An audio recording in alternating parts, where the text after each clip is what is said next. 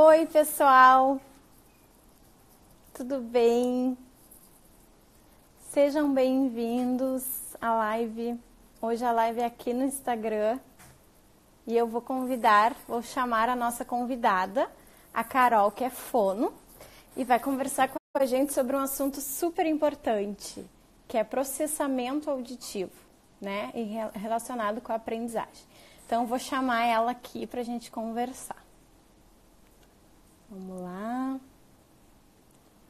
Transmitir. Ó, ela ainda não apareceu aqui. Vamos ver. Vamos esperar mais um pouquinho. Tem que ser quando ela estiver assistindo. Vamos chamar a Carol. Vamos chamar a Carol.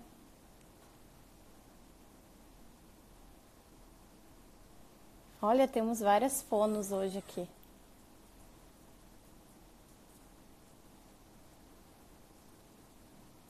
Deixa eu ver.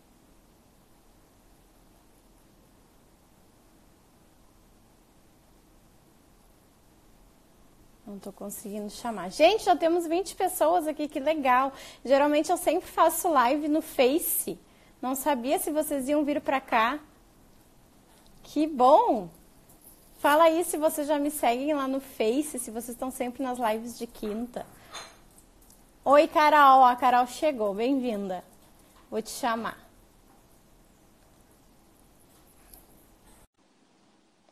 Gente, tudo tecnológico aqui com a internet. Oi! Oi, tudo bom? Tudo, deu tudo certo. Tudo certo. Eu tô ajeitando aqui. Eu botei um fone. Tá me ouvindo bem? Tô te ouvindo bem. Vocês estão me ouvindo bem? Tô ouvindo bem. Tá, eu tava dizendo então que tu era a nossa convidada especial. E deixa eu explicar primeiro, né? Porque tem muita gente que às vezes não entende a relação da fono, né? Com a educação, com a aprendizagem. Eu, na minha trajetória, muitas vezes, quando eu encaminhava uma criança que tinha dificuldade de compreensão leitora, ou que eu desconfiava de alguma dislexia, quando eu encaminhava para o fono, os pais às vezes não entendem, né? Eles dizem, mas por que uma fono? Achando que as questões de linguagem se reduzem só à fala. E não é verdade, né? Compartilho com várias fonos, já fiz uma live com a Carla, que conversou com a gente sobre autismo. Então, vocês são todas bem-vindas. E que legal também, a Carol faz o meu curso de alfabetização. E então Adoro, a gente já está tá? trocando há um tempo. E a ideia, então, hoje é conversar sobre... Faço tudo que a Clarissa. Eu não estou conseguindo te escutar. Tá falhando. Deixa eu digo aqui um negócio, melhora. Só um minuto. Tá, vamos ver. E, gente, o assunto de Melhorou? hoje... Deixa eu ver. Melhorou? Melhorou. Tá. Tá. Então assim, gente, deixar... vai lá, pode falar. Queria dar boa noite para todo mundo primeiro, né? Agradecer vocês, agradecer o convite da Clarissa. Foi um convite mútuo, né, Clarissa? Sim. O convite chegou a esse ponto. E é um prazer estar aqui com vocês. Eu estou fazendo o curso da Clarissa, o CAP, o curso de alfabetização na prática. Estou apaixonada, a Clarissa é muito generosa, sabe muito. E eu, como fonoaudióloga, estou fazendo o curso não para alfabetizar, porque não é esse o nosso intuito. Mas, assim, tá baixo o meu, gente? Não, tá bom. Eu tô ouvindo agora. A fonoaudiologia, ela trabalha com todos os aspectos da comunicação humana. Então, seja comunicação oral, seja comunicação escrita, onde tem comunicação, a gente está aí. Então, a fonoaudiologia, ela atua dentro dessa questão da comunicação escrita também, da linguagem escrita além da linguagem oral, né? Então, eu estou fazendo o curso da Clarissa mais, não preciso conhecer mais, me aprofundar um pouquinho. O curso dela é um espetáculo, gente. Acho que é muito... Ai, obrigada. E que bom que tu não é a única fono do grupo, tem outras fonos, tem psicólogas, tem várias pessoas, tem pais, então é um lugar que a gente pode se encontrar e compartilhar saberes, né? E eu acho isso muito importante. Experiências. Eu, na minha vida, eu sempre aprendi muito com todas as áreas, então acho super importante em prol da educação a gente ir pensando junto. É bom. E hoje a gente vai conversar sobre um assunto que é bem importante também, que é processamento auditivo. Quando eu convidei a Carol, eu disse, vamos conversar sobre consciência fonológica. Ela disse, vamos conversar primeiro sobre processamento auditivo, porque tendo um bom processamento auditivo, essas outras habilidades se desenvolvem, né? Então hoje tu vai, eu vou te explorar, vai. A gente está primeiro nessa live de consciência fonológica, mas aí a gente sabe, né? A gente que é fono, sabe que para trabalhar a consciência fonológica, para a criança ter bem desenvolvida a consciência fonológica, né?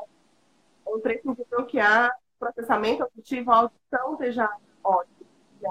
Então, hoje a gente veio falar sobre essas questões todas do DEPAC, do processamento auditivo do DEPAC, as nomenclaturas delas são um pouquinho assim confusas, às vezes mudam, mas a população no geral, o nome corretinho é transtorno do processamento auditivo auditivo, mas se consagrou na população como DEPAC e muitos profissionais utilizam, eu inclusive falo DEPAC, mas a gente sabe que a nomenclatura é transtorno do processamento auditivo, né? Tá. Eu queria começar falando do que é o processamento auditivo, né? No que ele consiste, deixa eu abrir para vocês. Eu não, deixa eu te dizer, pessoal, escrevam aí se vocês estão ouvindo bem a Carol, porque para mim às vezes falha. Para mim tá falhando também um pouquinho. Nossa, tem gente da Argentina. Parabéns. Olha só, vamos falar espanhol. Eu acho que o teu tá falhando um pouco, que pena.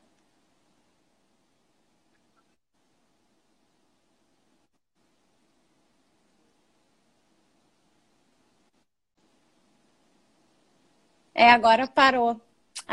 A conexão tá. Vamos ver de novo. A tua conexão tá falhando. A minha conexão tá ok. Ó, agora. A tua voz às vezes para e a gente não te escuta. Que pena.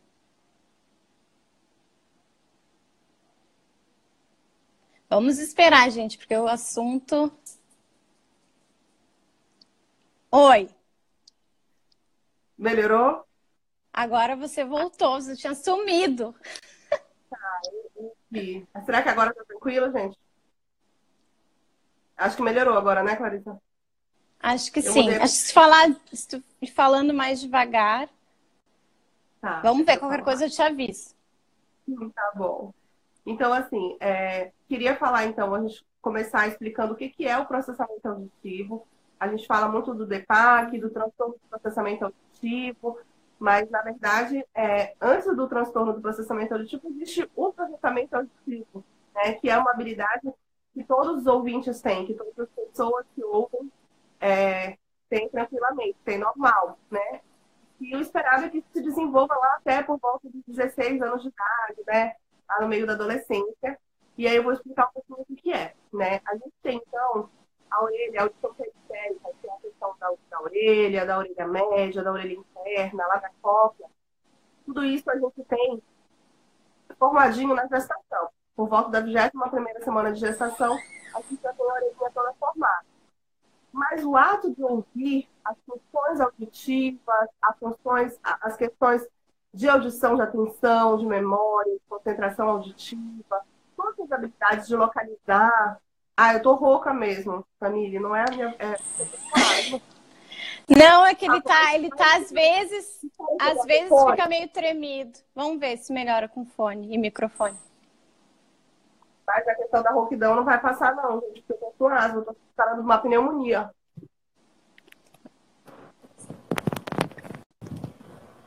Tá dando? Ó, agora deu uma melhorada. Deu? Sério? Uhum. Então vamos lá. Então, assim, então a gente tem toda a audição, né? A gente nasce com o órgãozinho formado, mas o ato de ouvir, as habilidades auditivas de memória, de concentração, de percepção auditiva, da criança, por exemplo, saber de onde vem o som, tudo isso vai sendo desenvolvido ao longo da vida enquanto a criança experimenta o som, né? Então, enquanto a criança experimenta o mundo sonoro, as estimulações familiares, o ambiente da escola, enfim, enquanto ela interage com o mundo, ela vai conseguindo desenvolver essa audição, essas habilidades auditivas. E o que acontece? Quando a gente tem, então, uma criança que, por algum motivo, não desenvolveu essas habilidades, a gente configura como transtorno do processamento auditivo, certo? Então, é Certo. importante dizer que essa criança, ela tem uma audição periférica normal, né? Ela não se trata de uma criança com perda auditiva. Essa criança não vai usar aparelho. Não se trata de uma criança com surdez. Se trata de uma criança com audição normal, que por algum motivo não desenvolveu a audição direitinho. Para vocês terem ideia, por exemplo, se cair uma coisa, ó, aqui comigo. Eu joguei uma coisa aqui, ó. Ouviu o barulho? Não, né? Ouvi. Diz para mim, se tocasse lá, o que diz para mim que o som veio dali e não daqui? O meu cérebro ele faz uma conchinha. Eu ouço uma coisa numa orelha, uma coisa na outra orelha, e o meu cérebro faz a continha e diz qual foi a mais rápida, qual foi a que chegou primeiro. Foi a desse lado? Então eu vou virar para cá. E isso o cérebro aprende a fazer, né? É uma das habilidades auditivas que a gente tem primeiro e mais desenvolvidas da criança, que é a localização sonora. Sim, desde os estímulos a gente vê isso quando bebê, né? Ela nos olha onde a gente tá, né? Isso. E isso vai desenvolvendo. A gente pega a criança, por exemplo, no consultório, que tem 5 anos, e se você fechar o olhinho dela e fizer fizer o barulhinho aqui, ela aponta pra cá.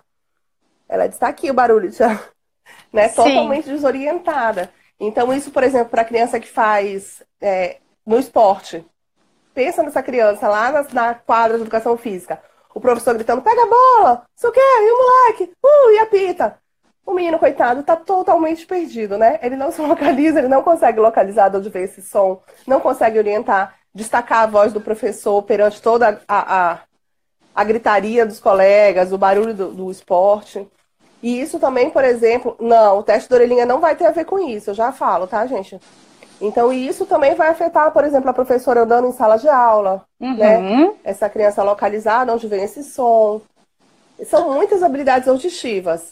Não esqueçam, gente, o transtorno do processamento auditivo não tem a ver com perda auditiva. Tá? Isso é muito importante. Então, o teste da orelhinha, ele serve para dizer se a criança ouve dentro da cóclea. Ele serve para ver se a audição está funcionando.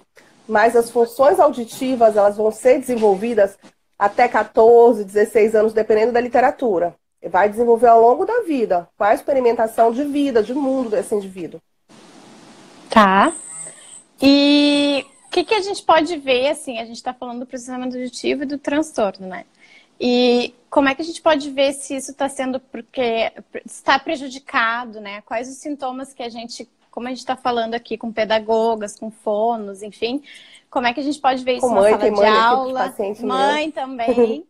Então, como é que a gente pode ver isso, né? Nos filhos ou em sala de aula, enfim, e alguns dos sintomas. A gente percebe que, assim, geralmente as primeiras pessoas que percebem são os professores, né? Que esse indivíduo, que alguma coisa está errada, que alguma coisa não está funcionando como deveria estar. Então, a gente, assim, é muito importante estar nessa conversa aqui, dividindo aí, né? Trazendo um pouco do meu público que é de fonoaudiólogo, do meu público que é de pedagogo. Isso é muito rico, porque é muito importante que o professor saiba disso, né? Deveria ser uma disciplina de vocês, né? Essas questões de transtorno, eu imagino, porque é o que vocês vivenciam na sala de aula, né? E aí, assim, quais são as características que a gente mais encontra? Destacando que essas características que eu vou falar, elas não são únicas do processamento. Então, muitas vezes eu vou falar de coisas que vocês vão dizer, mas o disléxico também é assim. Mas a criança, o TDAH também é assim, né? O TOD também é assim. Então, basicamente, as dificuldades que a criança com distúrbio de processamento podem ter assim, na primeira infância, localizar, ter dificuldade com rima, então ela vai ter uma dificuldade muito grande de apropriação da consciência fonológica, porque a consciência fonológica, ela acontece na área da audição, né? Mesmo que ela seja ali mentalmente, ela é uma habilidade auditiva, né? Ela é uma habilidade que necessita dessa reflexão auditiva. Então, ele vai ter dificuldade com a consciência fonológica, com rima, ele pode ter dificuldade para lembrar recado. Quando você fala assim para ele, Joãozinho, vai ali na mesa da tia e pega o lápis vermelho. Quando ele chegou lá na mesa, ele não sabe mais o que ele foi fazer lá, né? Porque ele não consegue armazenar essas informações com eficiência e muito grandes, assim. Então, são crianças que são confusas, Muitas vezes em casa elas ouvem TV muito alta. E aí o ouvir TV alta não quer dizer que elas sejam surdas, tá, gente? Não quer dizer que elas tenham uma perda auditiva. Quer dizer somente... O que eu fiz aqui, gente? Quer dizer somente que essa criança, quando a criança está ouvindo TV muito alta em casa, não é porque ela está... Tem gente falando que a criança fica irritada e tudo. É porque muitas vezes esse indivíduo, qualquer mosca que passe ali no ambiente atrapalha ele. Né? Se a pessoa está varrendo do lado dele, ele se incomoda. Então, o que ele faz? Ele coloca a televisão no máximo para ele poder prestar atenção. Então, não é que ele não esteja ouvindo. É que ele coloca muito alto para poder eliminar todos os ruídos que tem em volta. Né? Para poder focar. Aí, exatamente.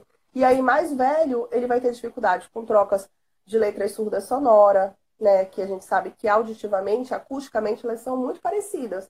T com D, P com B, S com Z, Q com G. Então, todos esses parezinhos de surdo sonoro, ela vai ter uma dificuldade maior. Ela pode ter dificuldade com pontuação, né? Porque a pontuação, ela serve para marcar a melodia da fala, né? Ela serve para que quando a gente vá ler, eu saiba quando eu vou fazer essa modulação da voz. E aí, se a criança tem dificuldade de perceber essas nuances auditivas, ela pode ter uma dificuldade muito grande com a pontuação e com a acentuação também, né? São indivíduos, às vezes, desorganizados. Depende muito, Clarissa, das habilidades que eles têm alteradas. Porque, na verdade, são várias. E aí, no exame, a gente avalia todas. Até veio uma pergunta, mais ou menos assim, se tinha graus, enfim, dele. Tem grau, sim. Agora, é muito importante falar do grau uma coisa. Principalmente os professores e as escolas se apegam muito a esse grau. E eu gostaria que vocês não se apegassem, de forma nenhuma. Porque, assim, de todos os exames de processamento auditivo, que são vários, que avaliam várias habilidades auditivas, só um deles dá o grau.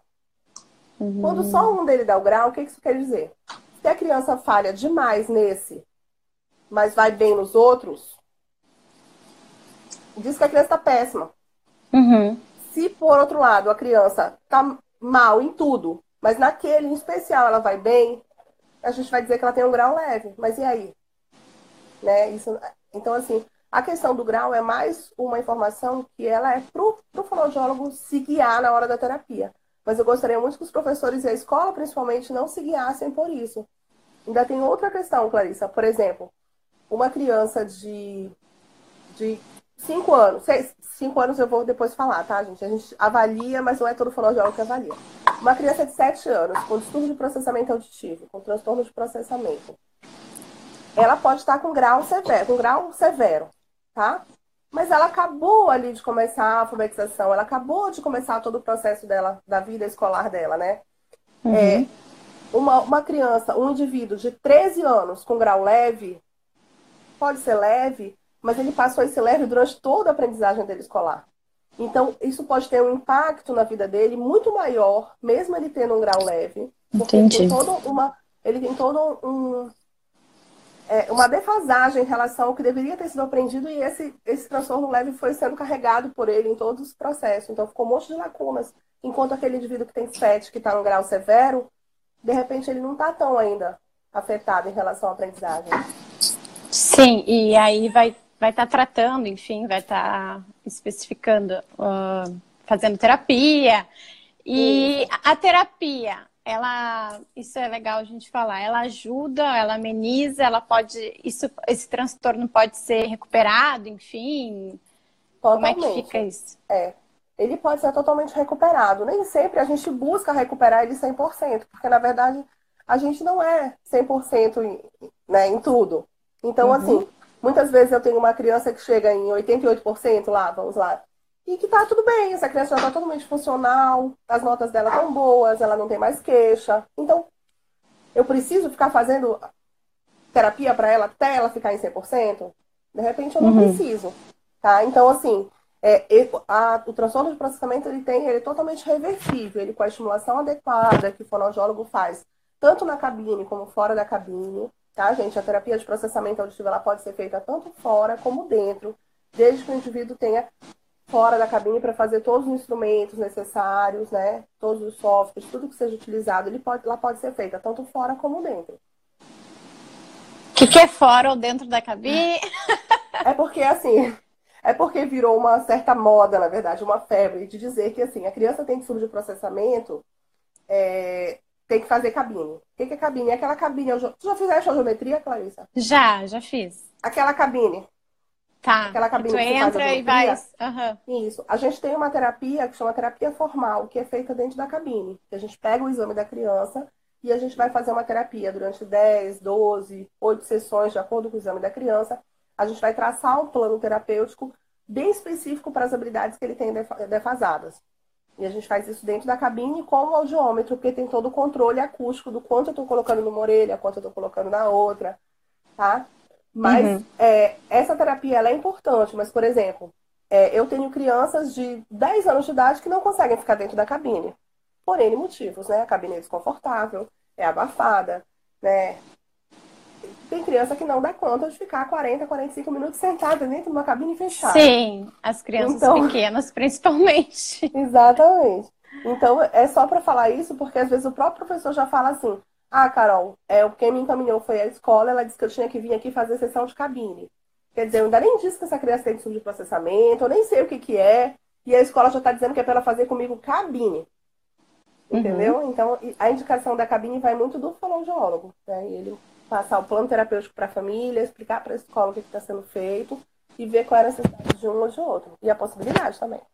Sim. O que eu acho interessante é que, mais uma vez, a gente cai, né, na questão de que essa avaliação, esse encaminhamento tem que ser multidisciplinar, né? Porque, às vezes, a gente observa uma criança que está fazendo trocas ortográficas muito recorrentes, está lá no 3º, 4º ano e troca questões que são alfabéticas, né? Enfim, essa questão surda e sonora tem que estar sendo superada no 2º ano, né? Vamos dizer assim. Que são questões bem de pares mínimos que a gente trabalha na alfabetização.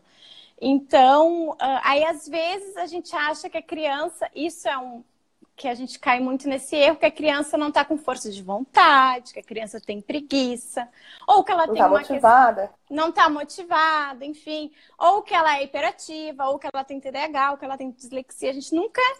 São sintomas muito parecidos. Por isso que eu estou dizendo, é muito importante essa questão multidisciplinar para avaliar quando a gente for encaminhar uma criança, né? Passar pelo psiquiatra, enfim, ou se é uma questão mais de linguagem, vai direto para fono, e aí ela vai poder, enfim, é muito importante isso que tu colocar, Clarissa, porque assim, o distúrbio de processamento auditivo é uma área da fonoaudiologia, né? Nós estudamos audição, assim, de todas as formas, desde a fisiologia, de como é que se forma o embrião, até todas as funções auditivas nós estudamos exaustivamente. Então, o profissional que tem a competência para fazer avaliação e o tratamento do DEPAC é o fonoaudiólogo. Só que, no entanto, essa criança não é só uma orelha, né? Esse indivíduo muitas vezes tem dificuldades pedagógicas, esse indivíduo muitas vezes tem dificuldade, por exemplo, de se organizar no tempo e no espaço. Porque pensa, é uma criança que os sons chegam para ele no cérebro dele todos bagunçados, né? Então, a minha casa é bonita, minha bonita casa chega as informações todas truncadas lá, né? Esse indivíduo muitas vezes pode ter bagunça no quarto, pode ter uma bagunça no material escolar, pode ser uma criança desorganizada com o tempo e com o espaço. Aí, para quem que eu encaminho? Para o terapeuta ocupacional. Ele vai trabalhar o processamento auditivo? Não, porque ele nem tem competência para isso. Mas ele vai trabalhar uma série de coisas dentro da competência dele que vai ajudar e essa criança vai deslanchar, né? Então, assim, é importante até os fonoaudiólogos, isso eu falo, assim, com muito carinho, gente. O DEPAC, eu tenho certeza que é do fono. Quando eu anunciei a live, vieram umas fonos me perguntar, Clarissa, mas você vai falar de DEPAC para professores? Você vai ensinar eles a fazerem terapia? Não tem como eu, numa live, gente, ensinar a fazer terapia de processamento, né? E nem os professores vão ter a intenção de aprender. Porque eles têm mais coisas para estudar deles do que eles não precisam se entrar na nossa. Mas é importante conhecer todos os distúrbios e saber que esse indivíduo, ele vai ter o DEPAC, mas ele vai ter um monte de outras coisinhas. Ele vem num pacotinho ali que muitas vezes ele precisa de toda uma equipe, né? Exatamente. E para as professoras, a gente tem que se alimentar e se abastecer disso, né? Porque cada vez mais a nossa realidade é lidar com as diferenças. A gente está vendo isso, né? Que cada um aprende de um jeito, a gente tenta padronizar, mas daqui a pouco a gente tem diferentes realidades, diferentes experiências e tem que estar lidando com isso. Assim como os conhecimentos de vocês nos ajudam muito na questão de alfabetização, na questão né? Eu sempre gostei de explorar os profissionais que iam até a escola. Me ajuda, né? Como é que funciona? Só que às vezes, muitas vezes a gente quer botar em prática e no consultório é uma criança. É muito mais fácil pra gente, Lá né? na sala de aula a gente está com várias crianças, mas mesmo assim a gente tem que ir trabalhando o nosso olhar, dando prioridades, né? E, enfim, eu tive uma criança que estava te contando hoje com transtorno do processamento auditivo, e eu fui aprendendo na experiência, né? Então, eu lembro que quando tinha um tema oral, a gente escrevia junto na agenda esse tema para que ele não esquecesse, né? Retomando, Precisa ou deixar chegava perto dele, perguntava se ele tinha entendido, se eu, né? Depois que eu já dava uma explicação coletiva, chegava mais individualmente para a gente conversar, enfim. Então, se tu tiver mais dicas que podem Eu ser tenho. aplicadas, Eu vou só responder um pouquinho, responder uma vamos pergunta que ela já responder. veio muitas vezes aqui, que é a Vamos pergunta lá. de qual é a idade que se faz e se tem terapia para adulto. Então, assim, a avaliação, gente, completa de processamento auditivo, ela é feita a partir dos 7 anos de idade, por conta de uma questão de maturidade cerebral mesmo, de maturidade do tronco encefálico. Então, a gente faz a avaliação, os testes todos, o fonoaudiólogo vai aplicar quando a criança já tem a partir de 7 anos de idade. Porém, algumas crianças com 4, 5, 6 anos, com 5, 6 anos, elas já dão conta de responder alguns exames, alguns poucos exames. E a gente já tem, inclusive, alguns padrões de normalidade para essas crianças, em alguns testes. Então, a gente pode avaliar, dependendo, é uma escolha do fonoaudiólogo, não é todo fono que avalia, não é todo fonoaudiólogo. Tem fono que diz, não se avalia. Não, não é que não se avalia, você não avalia, né? Uhum. Mas tem colegas que avaliam e avaliam bem. Mas não vai fechar o DEPAC. A gente não pode dizer que a criança com menos de 7 anos tem DEPAC. A gente vai dizer que ela tem uma imaturidade do processamento auditivo. Para que serve, então, este exame? Se ele não vai dizer que tem DEPAC, para que eu vou fazer um exame desse? Uhum. Para você direcionar para a fono e para a professora e para a família que aquela criancinha ela já está com uma inabilidade auditiva. E aí que isso pode ser estimulado para evitar que vire o DEPAC. Para evitar que essa criança, que isso vai virando uma bola de neve. Né? Então, vão ser habilidades que a gente vai investigar antes, são menores, mas que vão dar um rumo aí para a terapia. Tem muita criança que troca, por exemplo, R por L na fala, e que tem a ver com processamento auditivo, com a dificuldade de percepção dessa sutileza de um fonema para o outro. Né? Eles são muito parecidos auditivamente. E às vezes essa criança, a avaliação do processamento traz uma luz para essa terapeuta. Porque se ela trabalha as habilidades auditivas, às vezes isso deslancha. Né?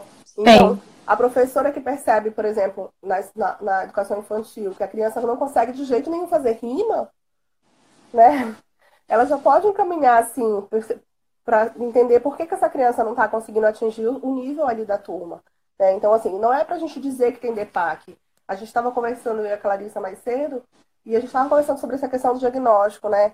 O importante não é o diagnóstico, não é o nome do que a criança tem. O importante é a gente conhecer como que a cabecinha dela está funcionando, como é que as habilidades estão, se elas estão íntegras, se elas precisam de um empurrãozinho, para que a gente possa ajudar de fato.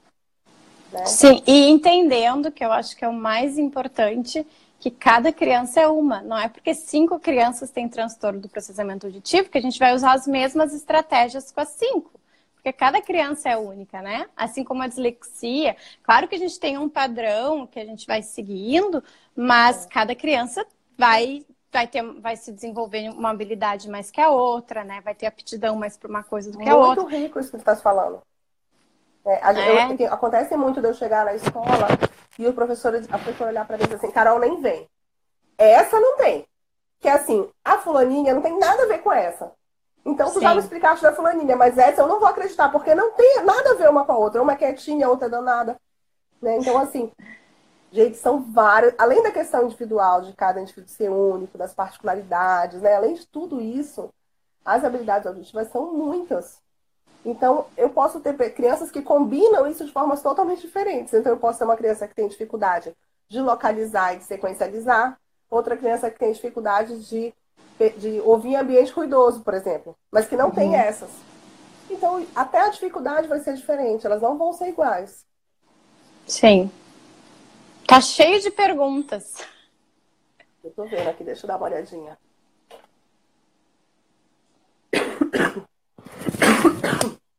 Vamos lá. Dificuldade de fala, sim, pode ser alteração de processamento, sim. Falta de letras ao falar. Cabe ao professor fazer esse encaminhamento, sim. Quais exames são realizados para avaliar? É toda uma bateria de testes, tá, gente? Então, assim, desde a audiometria, a imitanciometria, vários e vários testes a gente vai utilizar. Aí, testes específicos do fonoaudiólogo, tá? Deixa eu dar uma olhada aqui. Tá, tem ele tá uma perguntando sobre o falso positivo. Pode falar.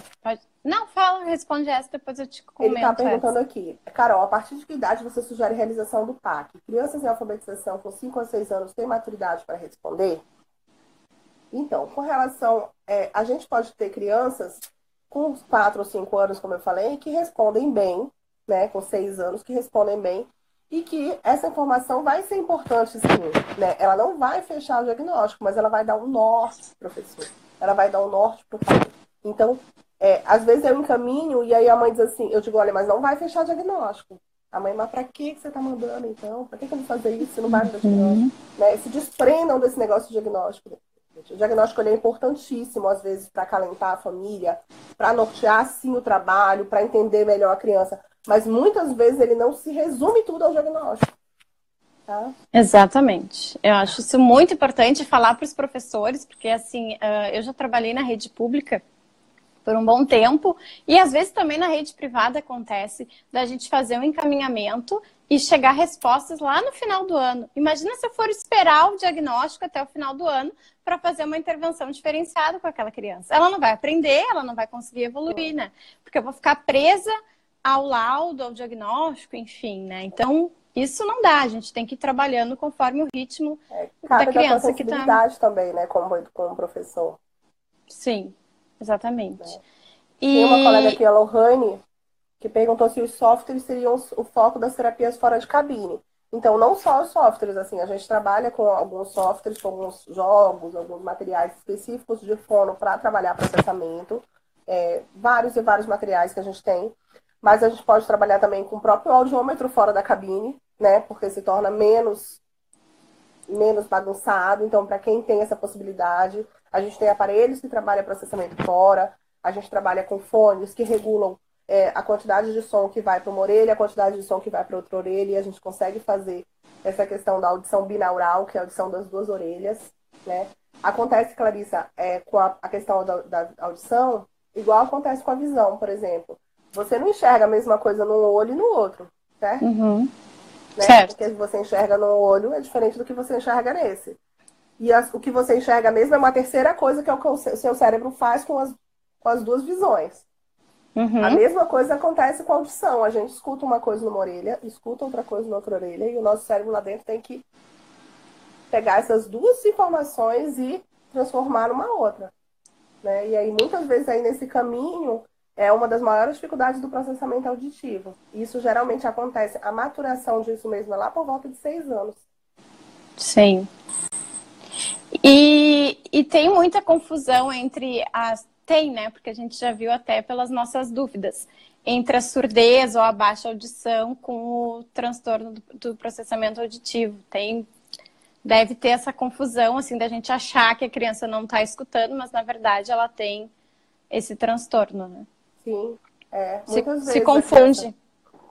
Às vezes até quando tem um diagnóstico, né? Eu recebo pais, assim, que fazem o exame, que a gente explica tudinho e 2 semanas a mãe pergunta, mas ele vai precisar de aparelho?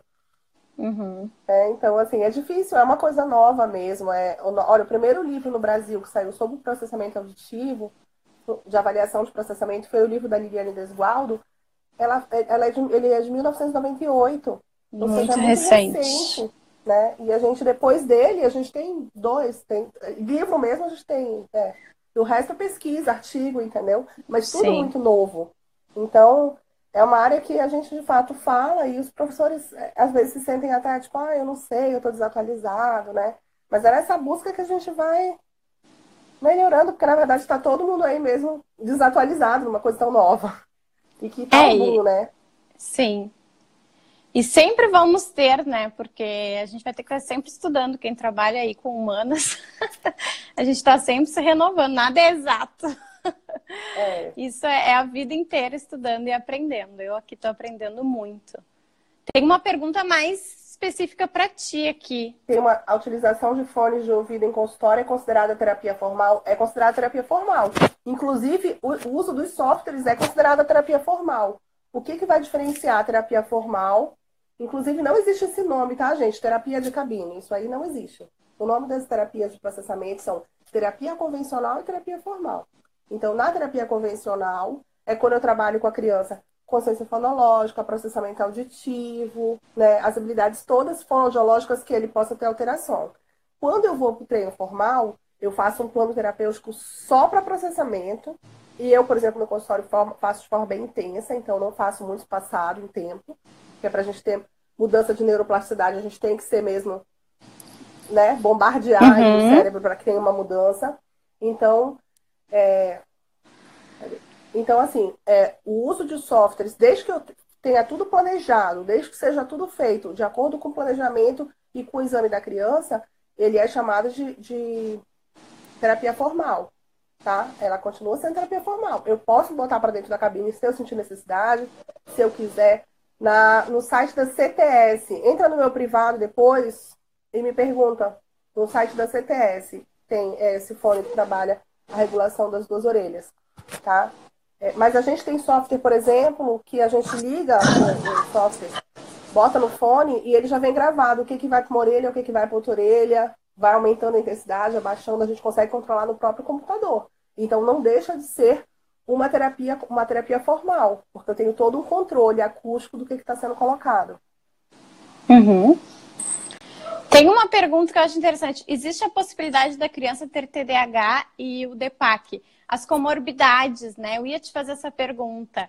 Então, ela tem concorrendo aí duas coisas ao mesmo tempo? Sim, né? Na verdade, pode existir tudo. O DEPAC ele pode estar junto com qualquer coisa, né?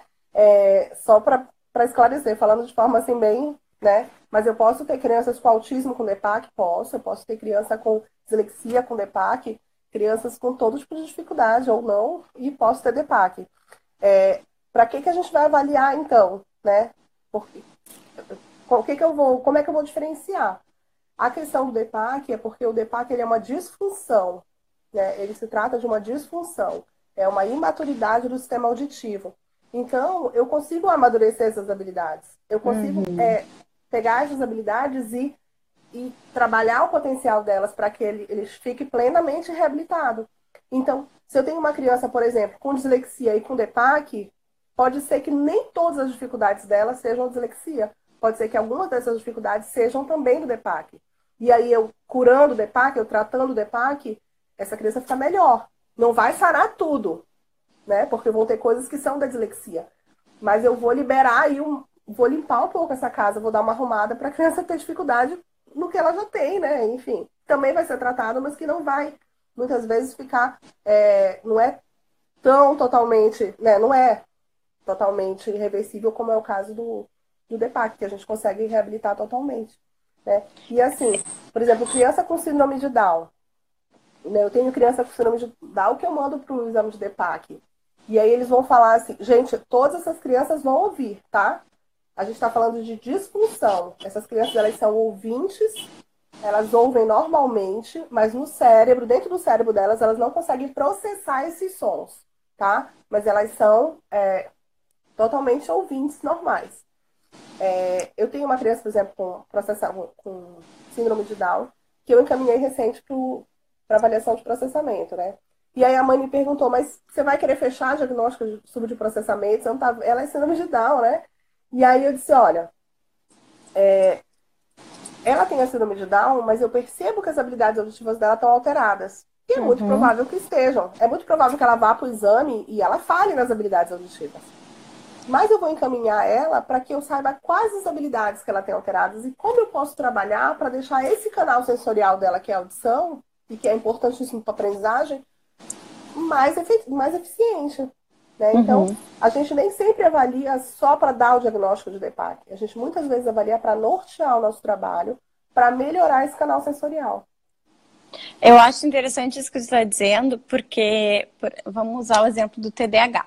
Não é porque a criança tem o TDAH que ela vai ter prejuízos na aprendizagem, por exemplo. Às vezes o prejuízo pode ser familiar, pode ser social, né? É verdade. TDAH não é um transtorno da aprendizagem. O que acontece é que muitas vezes quem tem TDAH também tem transtorno de aprendizagem e as pesquisas cada vez mais estão vendo o que lá dentro do cérebro tem em comum para ter tanta co-ocorrência do transtorno de aprendizagem, né? Uma dislexia com o TDAH.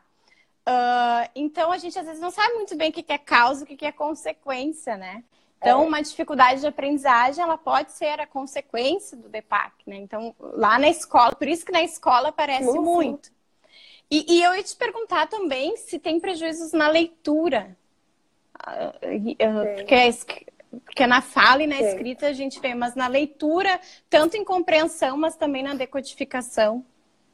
Sim, esse indivíduo ele pode ter uma dificuldade de decodificação, né, a partir do momento em que ele pode ter dificuldades com processamento fonológico, e aí isso pode dar uma bagunçada, e ele tem uma dificuldade de leitura mesmo, de decodificar as leituras. Inclusive, a gente tem um dos processos do processamento auditivo que chama decodificação, outro que chama codificação, né?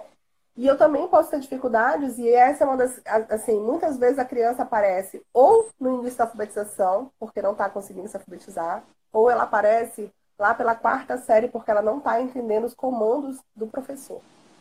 Né? Ela não está conseguindo ler os comandos da prova.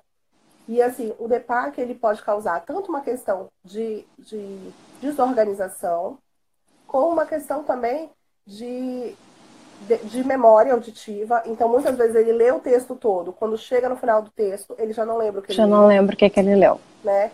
Outras vezes, ele lê, mas ele não consegue organizar. Ele não consegue fazer a síntese. Sim, porque então, por exemplo, às vezes ele põe tanta energia na decodificação que nem sobra espaço para compreender, né? Mas mesmo que ele leia super bem, tem criança que lê super bem. E não compreende. Lê assim lindamente. Chega no final, eu tive uma criança há um tempo desses, e eu pedi para ela ler a história do Chapeuzinho Vermelho, que é uma história, né, batida. E quando acabou, eu perguntei sobre o que era a história.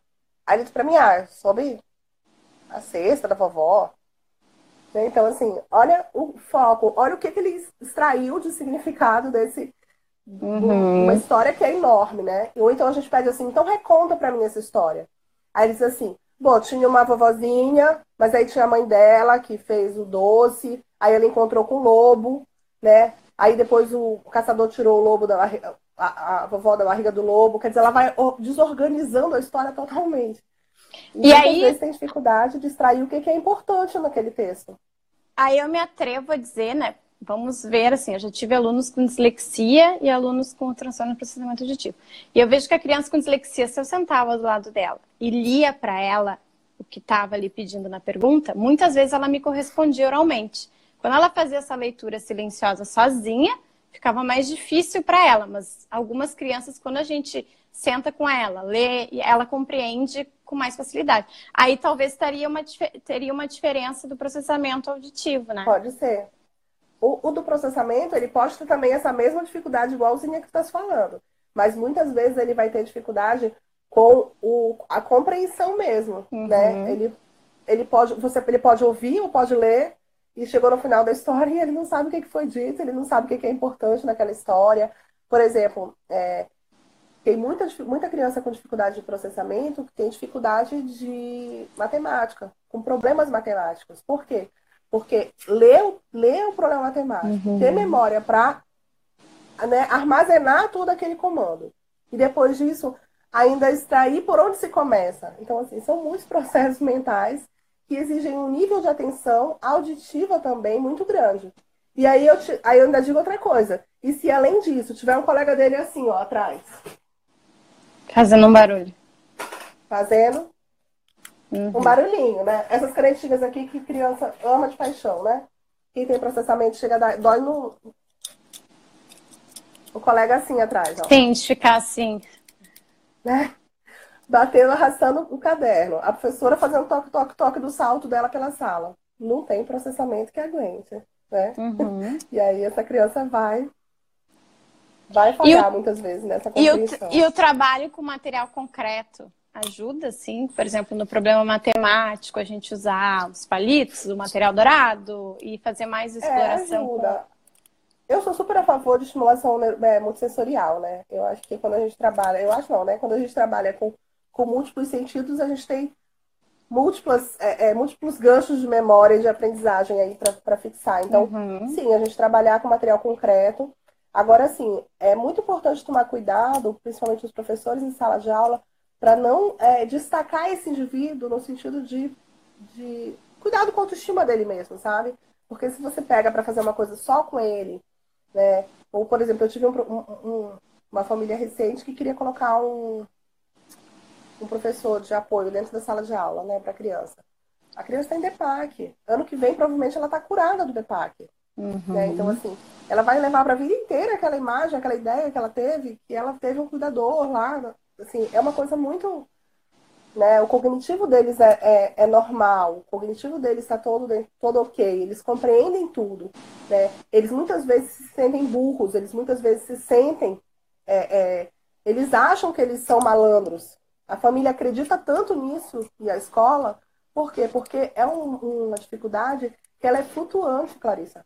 Tem horas que essa criança está ótima, tem hora que essa criança está pior. E se ela é uma criança alérgica, ainda isso não é mais forte, porque quando ela está com alergia, quando ela está comprometida, o desempenho dela ainda cai mais ainda. Então a família Uhum. diz assim: ah, mas quando ele quer os personagens lá do Harry Potter, ele sabe todos os nomes das varinhas do Harry Potter. Eu digo, pai, porque ele gosta disso, porque ele recruta todo o cérebro dele para focar naquilo. A matéria da Uhum. escola nem sempre é a mais atrativa para ele. E uma pergunta que eu vi que passou aí eu já posso te perguntar da questão da deficiência intelectual. Porque, por exemplo, se uma criança tem déficit cognitivo, a gente não. Pode até me corrigir, né? Mas a gente não diagnostica dislexia, por exemplo, transtorno de aprendizagem. Ela tem que Sim. ter um QI, né, que a gente considera normal. Isso tem relação com o DEPAC? Não. Alguém também fez essa pergunta. Então, o processamento auditivo ele pode estar junto com qualquer coisa, gente. Ah, tá. Tá? Ele não, só que ele não vai responder todas as nossas perguntas. Então, esse diagnóstico ele não vai ter um peso de uma resposta para gente. A gente vai ter esse diagnóstico para nortear o trabalho, para que essa criança melhore o auditivo. Mas, por exemplo, tem trabalhos. A minha mãe é fonoaudióloga, por exemplo, e trabalha com adultos até com dificuldade cognitiva e o indivíduo assim vira outra pessoa. E ela trabalha com processamento, estimulação de processamento auditivo com adultos com deficiência intelectual. E fica uma coisa fantástica, né? Então, assim, a gente também tem que apostar mais nas crianças além dos diagnósticos, né? Porque a gente olha muitas vezes para a criança e a gente até como terapeuta, como professora, a gente, mas ele tem dislexia, então nem vou dar isso aqui para ele. A gente já pensa em outra coisa para dar, né? Quando a gente, na Uhum. verdade, esse indivíduo ele pode superar muito. E nem tudo que ele apresenta é do DEPAC, né? Então, assim, a criança, ontem eu estava conversando com uma mãe, ela deve estar aí na live. É uma mãe maravilhosa que eu tenho de um paciente e o filho dela tem DEPAC. Ontem ela estava falando para mim, Carol, eu cheguei lá e a professora reclamou que ele, eu não lembro direito, mas tipo assim, ela reclamou que ele fez uma bobagem, deixou cair uma coisa no chão. Como se fosse uma coisa super grave. Todas as crianças daquela idade Deixam fazem cair aquilo. nos. Uhum. Né? É um problema, mas não é porque ele tem um transtorno de processamento auditivo, não é porque ele tem um DEPAC que ele faz aquela tolice. Ele faz aquela tolice porque ele é uma criança normal. Ele é uma criança que, Sim, né? É esperado que a criança exatamente. faça e tenha dificuldades. Nem todas as dificuldades dele vão ser por conta do processamento. E tem Então, aí, já entrando mais em outro lado, assim, a gente sabe que, por exemplo, o TDAH, os fatores são genéticos e ambientais, né? Uma coisa na gravidez, enfim, ocasionou o transtorno. E para o DEPAC tem alguma causa específica? olha, a causa dele não é completamente definida, mas o que a gente vê é que a incidência de crianças com infecções de vias aéreas superiores, né? Rinite, sinusite, crianças que têm asma, que teve histórico de pneumonia, são crianças que muitas vezes têm o DEPAC. E a gente vê que é muito comum, assim, é Hum, muito raro a gente ter uma criança com DEPAC. Eu, por exemplo, no consultório, é muito raro eu pegar uma criança com DEPAC que não tenha um histórico de infecções de vias aéreas. perfeito. É porque toda vez que a criança fica gripada, ela fica um pouquinho com uma surdez temporária. Né? A audição dela fica flutuante. Então, quando ela está aprendendo aquela habilidade auditiva, ela vai e fica um pouquinho surda naquele dia. É uma coisa temporária, amanhã ela vai estar normal. Mas aquilo que era para ser aprendido naquele dia, passou. Você perdeu. Ela está com Uhum. aquela perda naquele momento, mesmo que fosse uma perda boba. Tem uma pergunta aqui que eu achei importante. A gente vai gravar a live, né, Clarissa? Sim, Vai não vou gravar? errar. Tá, Não vou tem gente errar. perguntando. Quando eu encerro, tem a opção, né, de Eu salvar só a não sei se live vai ficar aqui. gravada no meu, no seu. Eu acho que só vai ficar gravada no seu, porque você que começou a live, né? Tá. Deixa eu ver aqui, tem uma perguntinha. Ah, de uma mãe dizendo, uma criança, que ele teve boas notas sempre, e depois essas notas caíram, né? Pode acontecer. Esse indivíduo, como eu falei para vocês, o distúrbio de processamento, as habilidades do processamento auditivo, elas vão ser desenvolvidas até o meio da adolescência. Então, essa criança, ela pode vir desenvolvendo normal, e chegar uma hora que ela parou de desenvolver algumas, né? O que ficaram algumas lacunas, mas que já lá para frente. E mesmo que ele tenha as habilidades anteriores bem desenvolvidas. Então, pode ser, sim, pode ser. Além do que, eu posso ter crianças que têm um cognitivo tão bom que essa criança muitas vezes já tinha problema de processamento, mas que, como o nível da série era menor, ela foi embora sem ninguém perceber. E aí, quando apertou um pouco a escola, foi que ela sentiu. Essa surdez no momento de alergia se dá apenas com crianças. Eu vou pedir para vocês fazerem assim, vocês em casa. Vocês coloquem a mão aqui. Tá. Vamos lá. Desculpa, gente, perdão. Vamos ouvir televisão com a mão assim, né? Não é uma surdez total, mas você ficar conversando. Se, por exemplo, teu marido está falando ali do lado, né? Tem alguém varrendo, alguém lavando a louça, você está ouvindo televisão com a mão no ouvido, uma série de informações vão se perder, tá? Então, assim, é, você fica com uma perda auditiva, né? É uma surdezinha, mas ela não é surdez, gente. É uma perda auditiva temporária, que flutua. Se dá por algum motivo de secreção dentro da orelha. Tá? É Tá. por isso que a gente pede que a criança fique, que essa questão de processamento de infecções de vias aéreas nos nossos pacientes, e no momento de alfabetização, principalmente, que esteja 100%, gente. Que vocês puderem cuidar da audição do filho de vocês, dessa criança não tá que nem eu tô agora, por exemplo, né? Com sinusite, com rinite, com asma. Então, o que a gente puder tratar dessa criança, né, levar no otorrino, que isso seja levado muito a sério, porque é um momento crucial de aprendizagem. E aí, se ela estiver ouvindo pouco, ouvindo menos, mesmo que seja pouca coisa, bobagem, pode impactar lá na aprendizagem dela. Sim. Eu acho muito importante a gente ter feito essa live, porque agora na aula ao vivo, teve uma aula ao vivo do CAP, e a gente estava conversando sobre estratégias pedagógicas para as dificuldades de aprendizagem. E uma coisa que eu falei, que eu falo sempre, é que a gente tem que descartar, antes da gente dizer que é um transtorno da aprendizagem, ou que é uma dificuldade emocional, a gente tem que descartar todas essas questões mais orgânicas. Né? Então, assim, às vezes a gente acha que a criança tem déficit de atenção, mas ela não está enxergando a professora ou o Sim. quadro, né? Tá com uma miopia forte, então... E isso parece incrível, mas eu tenho criança de 6 anos que a gente descobre que tem 3 graus de miopia e que nunca ninguém percebeu. E que às vezes é uma Exatamente. família participativa, gente. Os pais também são passíveis de falhas, todas somos. Então, Então, assim, a criança tem um passa às ritmo vezes. lento, ela não copia. Bom, ela tá fazendo lá, olhando assim com muita dificuldade. Claro que tem os transtornos, mas às vezes é uma coisa mais, enfim, desse nível também, né? Então, Sim, com acho que é super certeza. importante que a gente começou falando das avaliações multidisciplinares. É. Olha, Teve tem uma uma perguntinha aqui. pergunta, teve uma pergunta que eu acho que era de uma professora, que a gente pode esclarecer, que era assim, que testes a gente pode fazer? Eu acho que a professora não vai fazer os testes, né? O que a gente pode É, fazer é observar os sintomas. isso. Na verdade, assim, os testes do processamento auditivo, eles são feitos pelo fonoaudiólogo, né? E o tratamento do processamento. Então, assim, gente, né? O filho de vocês tem processamento auditivo, não adianta fazer estimulação com nenhum outro profissional que não seja a terapia de processamento auditivo, porque não vai melhorar sozinha, né? Não é o tipo de coisa que você melhora aqui e melhora indiretamente ali também. Não é, precisa-se de um tratamento específico para aquilo. Então, o tratamento, tanto a avaliação como o tratamento, é específico do fonoaudiólogo.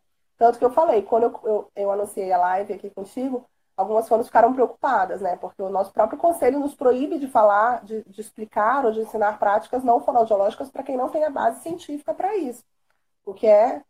totalmente compreensível, né? Então, assim, o professor tem muito a contribuir, o psicopedagogo tem muito a ajudar no processo de dificuldade de aprendizagem desse indivíduo. O terapeuta ocupacional é uma equipe que funciona toda junto, muito legal, mas a avaliação e o tratamento é toda com fono. Perfeito.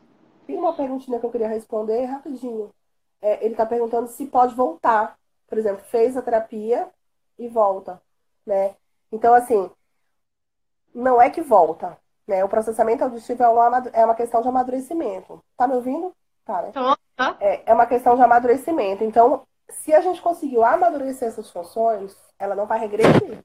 Você não vai desaprender a andar de bicicleta, tá? A partir do momento em que você engramou aquilo, você não vai desfazer. Só que, como eu disse, isso está desenvolvendo até os 16 anos de idade, né? 14, enfim. Então, esse indivíduo, vamos supor que ele fez o tratamento com 8 anos. Pode ser que com 12 ele volte lá comigo. E aí dê de novo o transtorno de processamento auditivo. Não que ele tenha voltado, não que ele tenha piorado, mas é porque ele desenvolveu bem até os 8. Aí dos 8 até os 12, de novo ficaram algumas lacunas, porque provavelmente de novo ele teve infecções de vias aéreas, enfim. Ficou aí Uhum. alguma coisa que deu. Tem uma outra aqui, meu filho é normal e sapeca, tem 8 anos. Assim como um adulto pode descobrir, né? E aí Muitos. lembrar dos seus sintomas. Isso acontece muito, né? Ah, mas E isso o acontece. tratamento com adulto é muito legal. Assim, o tratamento tem muito adulto que diz assim, ah, eu já sou adulto, meu cérebro já tá duro, já tá, né? Mas assim, a gente conta também com o fator motivacional, ou seja, o adulto ele vai com uma gana de melhorar. Muitas vezes ele que tá pagando a terapia, né? Ele tá desmarcando o compromisso para fazer ali. Então ele coopera de uma forma que às vezes os resultados, eu ouso dizer que são até mais rápidos às vezes do que na criança. Tem uma pergunta aqui, ó. Na avaliação com a neuropsicóloga, deu QI alto com funções executivas prejudicadas. Pediu avaliação de processamento auditivo, porque isso influenciaria. Bom, ela pode estar percebendo alguma dificuldade de atenção, de memória, né? E ela pode estar em dúvida se é uma dificuldade de memória ou de memória auditiva. Então, pode ser que a neuropsicóloga tenha encaminhado por isso. O que é uma boa profissional. Tá descartando Sim, todas com certeza. as possibilidades. Às vezes os pais se preocupam, ai, mas eu tenho que ir. Isso é muito. Eu sou professora particular também, né? E aí pego os casos de dificuldades de aprendizagem. É, mas me mandaram na psicóloga, me mandaram na neuropsicóloga, me mandaram no psiquiatra. Eu Que sei que é bom, né? angustiante isso, mas é para descartar, né? Então, em algum momento vai se passar por essa avaliação. Com certeza. Até porque senão a gente perde tempo, né, mais com a criança. Uhum. E, tem uma perguntinha aqui de duas pessoas, aliás, várias pessoas perguntaram de AASE. Não sei se tu vistes aí. Tá. Várias pessoas perguntaram se por que se trabalha processamento auditivo com a AASE e se os indivíduos que usam a AASE têm estudo de processamento. É assim, a ASE é aparelho de amplificação sonora individual, tá, Clarissa? É o famoso aparelho auditivo. Tá. Então, a gente não vai dizer que esse indivíduo tem DEPAC. Ele tem uma surdez, ele tem uma perda auditiva. Então, a gente não vai dizer que ele tem um DEPAC. Mas a gente sabe que ele tem habilidades auditivas do processamento que precisam ser melhoradas. Muitas vezes esse indivíduo ele coloca o aparelho auditivo, acontece muito com o idoso. Aliás, acontece muito com muita gente. De colocar o aparelho e aí diz assim, ah, mas eu não gostei do aparelho, tá na gaveta. Paguei uma fortuna nesse aparelho e nunca usei. Quando eu uso, me incomoda. Por quê? Porque esse indivíduo ele precisa aprender a ouvir com aquela audição nova. Então, esse trabalho também é um trabalho de terapia de processamento auditivo. Não é a mesma coisa, mas é um trabalho bem parecido, né? E o objetivo são objetivos muito próximos, apesar de ter uma visão do profissional bem diferente. Carol, nós vamos ter que encerrar, porque acho que já está chegando ao tempo do Insta. Tá aparecendo ali para Uhum. mim 1h40 restante, senão eu não vou conseguir gravar a live. Mas Tá. muito obrigada, adorei. Obrigada a você Ajudou também. muito. Vamos Espero que o marcar pessoal tenha outras gostado. lives. Alguém escreveu ali, já quero uma live sobre TDAH. Acho que seria legal Vamos. também, porque são duas visões, uma visão mais pedagógica e outra visão mais fonoaudiológica. Muito obrigada, adorei. Eu Vou adorei fazer também, obrigada. Espero que gravar tenham a live gostado. aqui. Para quem quiser rever, muitas perguntas foram respondidas já no início, então se fizeram as outras perguntas, mas já tinham sido respondidas. Tá. Tá, E Carol? se tiver muitas dúvidas, depois a gente marca outra também sobre processamento, porque tem um monte de perguntas ainda, a gente pode, tem tema aí para. Ah, gente, desculpa, eu tô igual gente de programa de televisão. Eu vou dar um curso sobre processamento auditivo em Recife, tá? Agora em junho. Então, Põe lá no teu vão lá Insta. comigo. Tá lá já as informações, quem quiser, só ir lá, tá bom? Então tá. Tchau, tchau, gente. Um Beijo. beijo, Clarissa. Tchau. Prazerzão.